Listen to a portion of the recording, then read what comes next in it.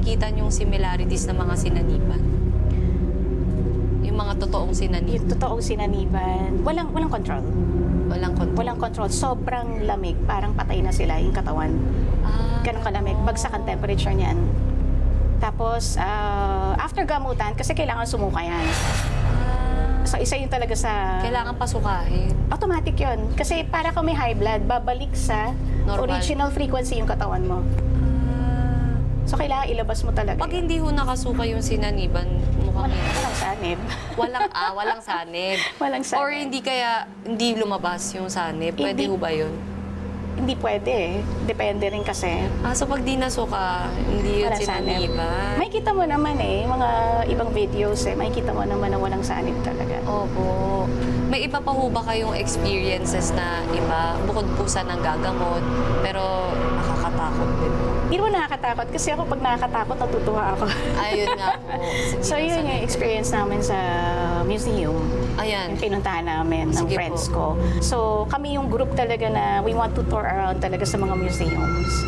So pinuntahan namin tong museum na to. Natutuwa naman kami kasi okay naman eh. Okay yung punta namin talaga, yung pasyal namin doon. Until nung palabas na kami, nakuha pa namin ng video, talagang bumukas yung pinto, which is going to the second floor. So sabi ko ngayon, nagsasalita pa ako doon sa video, eto nagpaparamdam, binuksan yung pinto. Nakikita niyo ho? Hindi ko pa nakikita. Wala pa ako ano. Pero obviously, talagang may nagbukas. nagpaparamdam. So mag-isa. Weird ah. Kunin na natin sa loob. Nagpapasilip siya. Hi! Kuha kami ng mga pictures, ganyan. Until sabi namin, sige lunchtime na, punta tayo ng restaurant. Pumunta kami dun sa, within the compound lang. So, habang nag-aantay kami ng food namin, yung boyfriend nung friend ko, nakaramdam na siya. Sabi niya, kiniginaw siya. Iba daw yung lamig. So, sabi ko ngayon, I have the ability nga, since I do channeling, tinry ko silipin. So, sabi ko, possible to yung galing sa museum. Ay, bakit Okay ka ang lang? nangyari sa kanya? Bakit nanlalamig siya?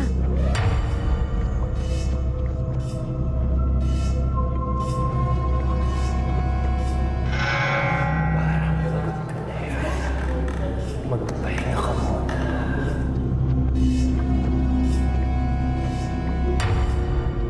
So, chinek ko yung photos. May lumabas. Sa picture? Yeah, may lumabas din sa picture. So, sabi ko, ito pihado to eh, lalaki. Sabi ko, mukhang mistiso to. So, mukhang century na siyang nakakulong doon.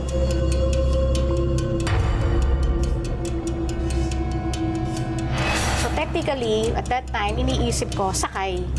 Gusto lang niyang umalis. May ganun talaga kasing mga cases na sasakay lang siya para nakikisabay. makaalis. Opo. So, akala namin okay na siya. Nakapag-lunch na kami, busog na siya. We went to another museum. Opo. Tapos medyo humiwalay siya sa amin noon, hinanap namin. Punta kami ng coffee shop. Pag upo namin ng coffee shop, hindi pa kami nakaka-order, doon na siya nagsalita na hindi na niya kaya. Tapos pagtingin ko sa kanya, putla-putla niya. Talagang wala nang kulay yung mukha niya sa kanyang lips niya. Bakit daw po? Nahirapan na siya. Hindi niya ma-explain kung bakit. Ako nagwo-worry.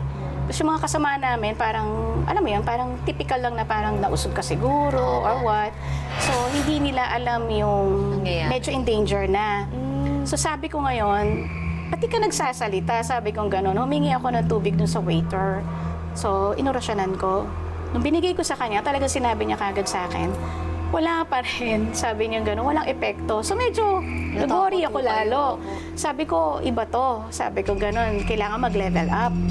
So, nag-level up tayo ng orasyon doon para magamot yung pasyente. Kasi there are two things lang na pwedeng mangyari sa kanya. Pwede siyang mag-collapse, dadali namin siya sa hospital. Ibig sabihin, bumagsak na yung potassium niya. Okay. Usually kasi gano'n ang may sape. Opo. Pag bumagsak ang potassium kasi di mo na agapan, bibigay ang heart. Pangalawa naman, pag nag-collapse siya, ang worry ko doon, sapian na talaga. Opo. Mas madali enteran. Mas mahirap din kasi syempre nasa public place ka eh. Mahirap naman. Sino po yun? Tapos po, Tapos, nung kinamot ko siyang ganon, binigay ko yung pangalawang tubig. Nakangiti siya kagad. Tapos pawis na pawis siya dito. gumaan na po yung Tapos may pakiramdam lumabas niya. daw sa batok niya.